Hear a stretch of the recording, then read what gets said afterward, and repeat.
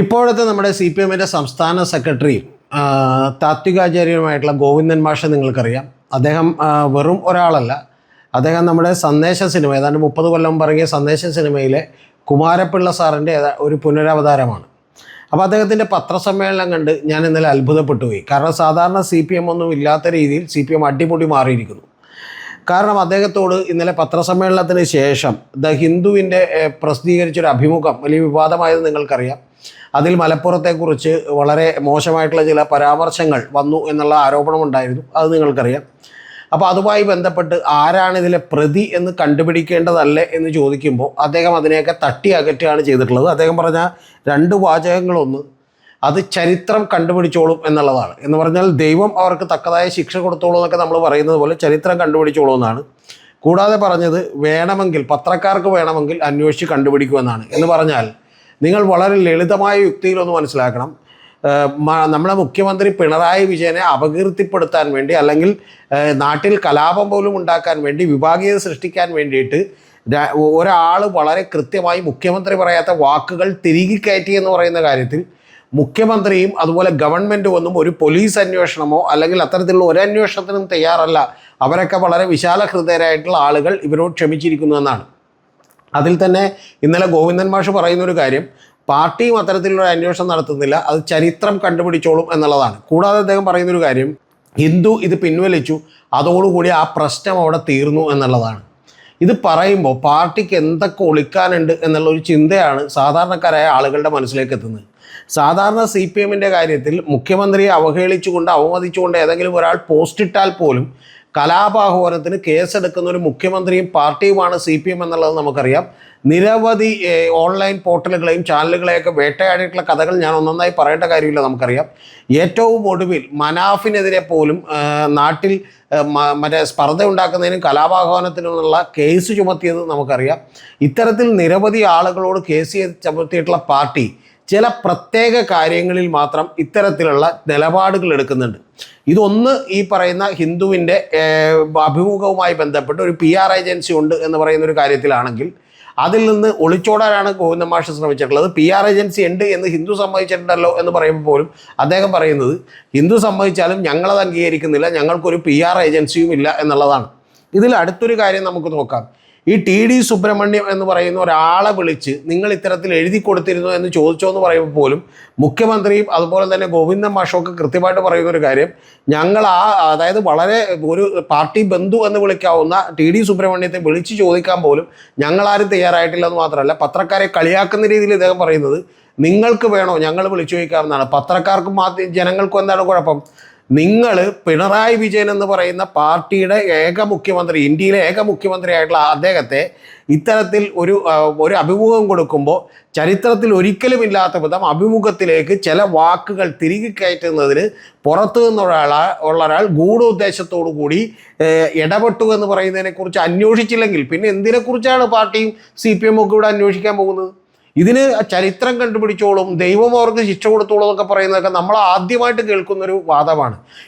ഇതിനു മുമ്പും ഇതുപോലെ ഉണ്ടായിട്ടുണ്ട്, ഇല്ലെന്നല്ല പറയുന്നത്. ഇപ്പം നമുക്കറിയാം, വിജേഷ് പിള്ള എന്ന് പറയുന്ന ഒരാൾ വന്നു.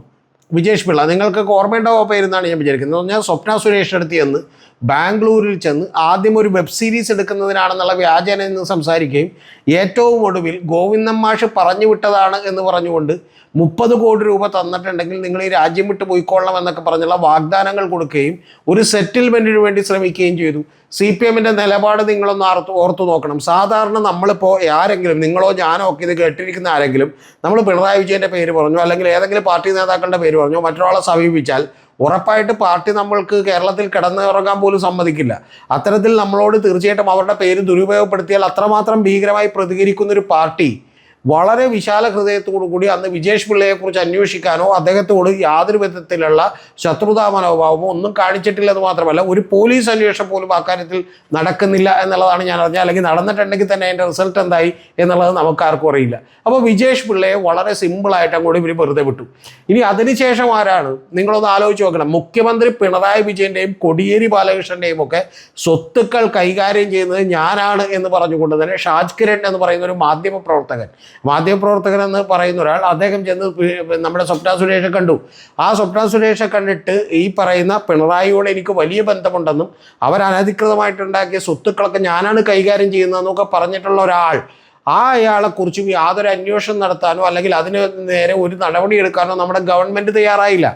എന്ന് മാത്രമല്ല, ശരിക്കും ADGP MR അജിത് കുമാർ ഇദ്ദേഹത്തെ ഏതാണ്ട് 40-ലധികം തവണ വിളിച്ചു വന്നും ആ വിളിച്ചുകൊണ്ടിരുന്നതിന് ശേഷം ഇദ്ദേഹം പറഞ്ഞതനുസരിച്ച് സരിത്ത് അറസ്റ്റ് ചെയ്തു വന്നും ആ അറസ്റ്റ് ചെയ്ത സരിത്തിനെ ADGP MR അജിത് കുമാറിനെ ഷാജ് കിരൺ ബന്ധപ്പെട്ടതിന് ശേഷം അരമണിക്കൂറിനകം വിട്ടയക്കുമെന്നും ഒക്കെ പറയുന്ന കഥകളും നമ്മൾ കേട്ടു.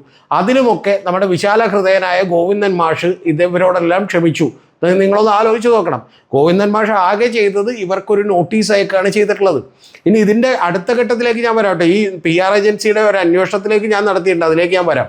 രണ്ടാമതൊരു കാര്യം എന്ന് പറയുന്നത്, നിങ്ങൾ അറിയേണ്ട ഒരു കാര്യം, ഈ നമ്മുടെ സ്വപ്ന സുരേഷ് എന്ന് പറയുന്ന കള്ളക്കടത്ത് കേസിലെ പ്രതി ചില ആളുകൾക്കെതിരെ അതിരൂക്ഷമായിട്ടുള്ള വിമർശനങ്ങൾ ഉന്നയിച്ചു. അത് ഉന്നയിച്ച ഏറ്റവും ആദ്യത്തെ ആൾ നമ്മുടെ മുഖ്യമന്ത്രിയാണ്. ആ മുഖ്യമന്ത്രിയും മുഖ്യമന്ത്രിയുടെ ഭാര്യയും അതുപോലെ മകളും അടക്കമുള്ള ആളുകൾ പലതവണ കണ്ടിട്ടുണ്ടെന്നും മുഖ്യമന്ത്രിയുടെ വസതിയിൽ ചെന്ന് കണ്ടിട്ടുണ്ടെന്നും അവരായിട്ട് ചർച്ച നടത്തിയെന്നും അവിടുത്തെ CCTV ദൃശ്യങ്ങൾ ധൈര്യമുണ്ടെങ്കിൽ പുറത്തു വിടുമെന്നൊക്കെ പറഞ്ഞു. ഇതിനും അവർക്കൊരു അന്വേഷണമില്ല.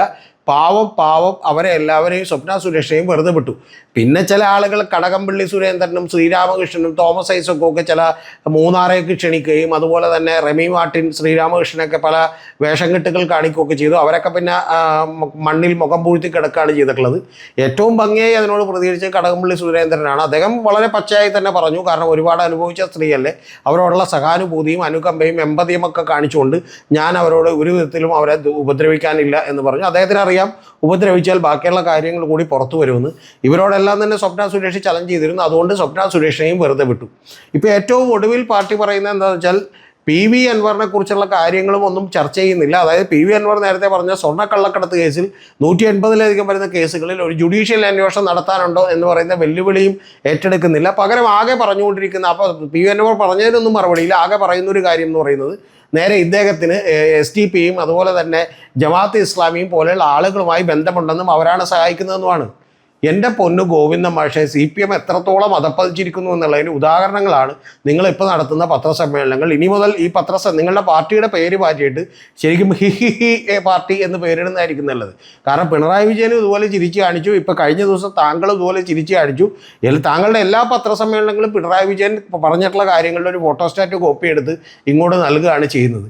ഈ പറയുന്ന അഭ്യാസം കാണിച്ചുകൊണ്ട് നാളെ ചരിത്രം ഇത് അന്വേഷിച്ച് കണ്ടെത്തിക്കോളും അല്ലെങ്കിൽ എന്നൊക്കെ പറഞ്ഞിട്ടുണ്ടെങ്കിൽ ചരിത്രം അന്വേഷിച്ച് കണ്ടെത്തും. പക്ഷേ അപ്പോഴത്തേക്കും ചരിത്രത്തിൽ നേരത്തെ ഉണ്ടായിരുന്ന ഒരു പൊട്ട് മാത്രമായി CPM എന്ന് പറയുന്ന പാർട്ടി അവശേഷിക്കും.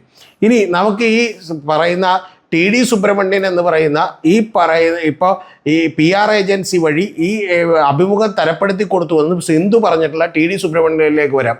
ആരാണ് ഈ TD സുബ്രഹ്മണ്യം? പാർട്ടിക്ക് അങ്ങനെ കണ്ടെത്താൻ കഴിയില്ല എന്ന് പറയാൻ TD സുബ്രഹ്മണ്യത്തിന് കൃത്യമായി പാർട്ടിയിൽ നിന്നോ ഗവൺമെൻറ് മുഖ്യമന്ത്രിയുടെ ഓഫീസിൽ നിന്നോ നിർദ്ദേശം ഉണ്ടായതുകൊണ്ടാണ് ഇത് ചെയ്തേക്കുന്നത് എന്നുള്ളതിന് വേറെ തെളിവൊന്നും വേണ്ട. അതുകൊണ്ടാണ് ഇവരിത് അന്വേഷിക്കാത്തത്. കാരണം TK ദേവകുമാർ എന്ന് പറയുന്ന നേരത്തെ ഉണ്ടായിരുന്ന ആലപ്പുഴയിൽ നിന്നുണ്ടായിരുന്ന ഒരു MLA-യുടെ മകനാണ്. ഇപ്പോൾ അദ്ദേഹം കയർഫെഡിൻ്റെ ഹെഡാണ്, കയർഫെഡിൻ്റെ ചെയർമാനാണ്. അപ്പോൾ അതിനുശേഷം അദ്ദേഹം പാർട്ടി ജില്ലാ കമ്മിറ്റി മെമ്പറാണ്.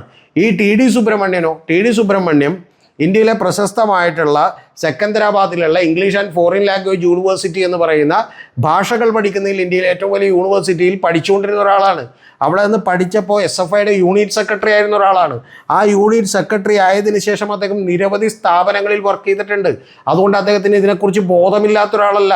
ഇത്തരത്തിലുള്ള ഒരു വാചകം വെറുതെ അങ്ങോട്ട് എഴുതി കൊടുത്തു, അറിയാതെ എഴുതി കൊടുക്കുന്ന ഒരാളല്ല. എഴുതി കൊടുത്ത വാചകം എന്താണ്?